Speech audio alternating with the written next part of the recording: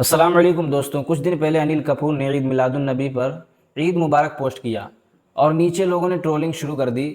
کوئی بولا عید تو صرف دو ہوتی ہیں، کوئی بولا اچھی برانڈ والی پیا کرو۔ تو سوال یہ ہے، کیا انہیں عید کا مطلب معلوم بھی ہے؟ عربی میں عید کا لفظ آتا ہے عود سے، مطلب بار بار لوٹ کر آنے والی خوشی۔ تو عید کا مطلب صرف دو بڑے دن عید الفطر عید الاضحیٰ نہیں ہے، بلکہ ہر وہ دن ہے جو بار بار آئے اور خوشیاں لائے، اسے بھی عید کہا جا سکتا ہے۔ اب آسان مثال میں آپ سبھی حضرات سمجھیے کہ عربی میں دوست کہنے کے لیے الگ الگ لفظ ہیں، جیسے صدیق ہے، اس کا مطلب ہوتا ہے سچا دوست۔ رفیق ہے، اس کی میننگ ہے ہم سفر دوست۔ خلیل ہے یعنی گہری دوستی والا ہے، اور ولی کا مطلب ہوتا ہے مددگار اور قریبی دوست۔ اور اگر کوئی اوپر سے دوست لگے اور لیکن اندر سے دشمن ہو تو اس کے لیے لفظ منافق یا خل غادر یعنی بے وفا دوست۔